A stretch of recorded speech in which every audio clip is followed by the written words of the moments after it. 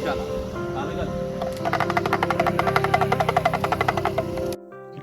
శ్రీ శంకర గోశాల శ్రీ ప్రహ్లాద వరద లక్ష్మీ నరసింహస్వామి దేవాలయం నల్లగొండ పానగల్లు.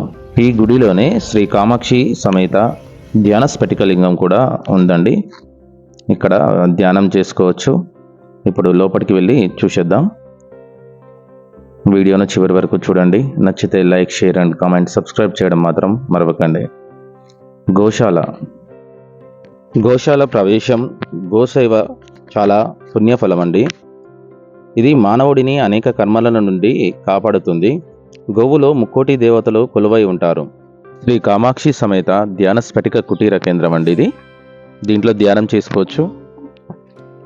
గోశాలలో చేసిన పూజ, భగవన్నామస్మరణ, మనం చేసుకునే సేవ చాలా పుణ్యప్రదం.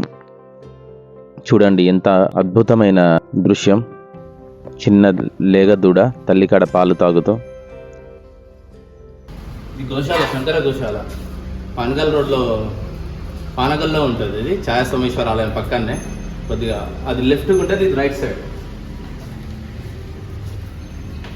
గోశాలకి రండి ఖచ్చితంగా, టైం దొరికితే.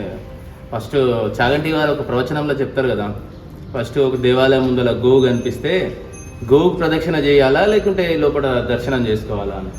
వాస్తవానికి గోవుకే ప్రదక్షిణ చేసుకోవాలి. ఫస్ట్ ప్రదక్షిణ చేసుకుంటేనే అది పూర్తి పుణ్యం. అమ్మా బాగున్నా?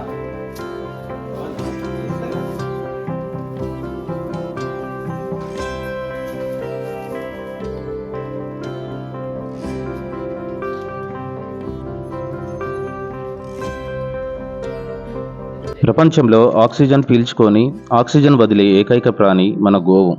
ఇంకో అద్భుతమైన విషయం తెలుసా? మనం తల్లిగా భావించే ఈ గోవుతో రోజు కొన్ని క్షణాలు వాటికి మేత పెట్టడం, వాటితో పాటు కొంత సమయం గడపడం వల్ల మన శరీరంలో ఉన్న అనారోగ్యాన్ని ఆ గోవు ముక్కులో ఉన్న ఒక గ్రంథి ద్వారా గ్రహిస్తుంది.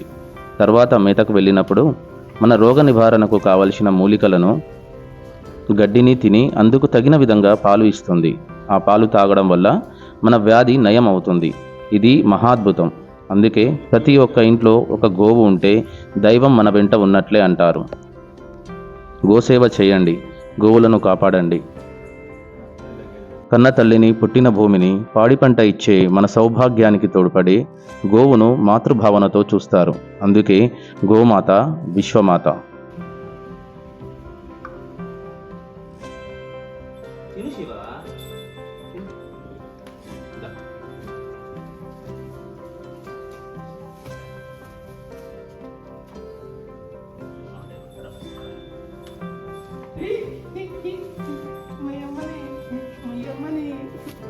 మయ్యమ్మని ఎంత బుద్ధిగున్నావు తల్లి, తల్లి తల్లి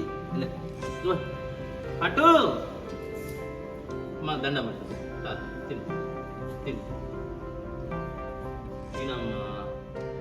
తినవా? అది తోల్ది అలిగిన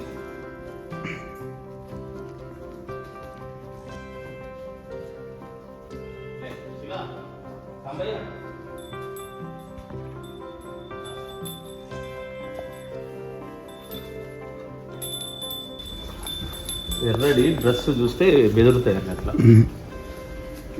కళ్ళు పెద్ద చేసిన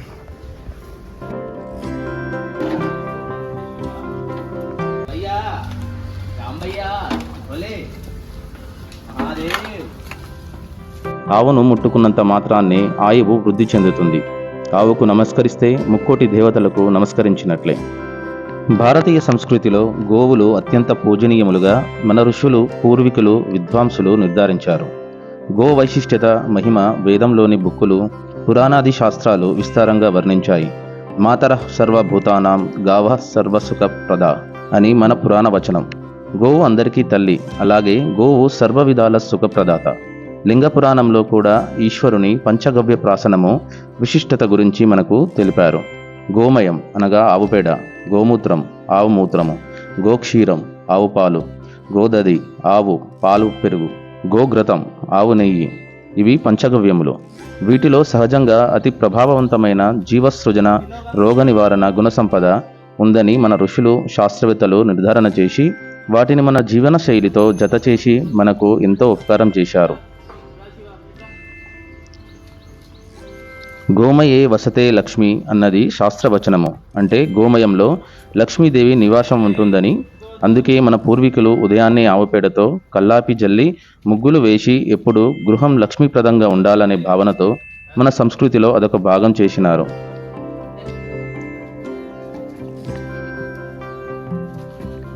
అసలు లక్ష్మి గోవులను కోరి పవిత్రమని వేదములచే కొనియాడబడిన గోమయంలోనూ గోపంచితములోనూ నివసిస్తుంది. ఆవు పాలు గంగానదితో సమానమని కాశీఖండంలో చెప్పారు. అంటే ఆ రెండింటికి అంత గొప్పదనం ఉందనే కదా. ఆవును పూజిస్తే 33 కోట్ల దేవతలను పూజించినట్లే. క్రిములు లేకుండా చేయడంలో అనేక నేత్ర హృదయ రోగాలను పారద్రోలే శక్తి గోమయంలో ఉందని వైద్యశాస్త్రంలో ఉంది. ఆవును ముట్టుకున్నంత మాత్రాన్నే ఆయువు వృద్ధి చెందుతుంది. ఆవుకు నమస్కరిస్తే ముక్కోటి దేవతలకు నమస్కరించినట్లే. మన భారతీయ సంస్కృతి చాలా గొప్పది.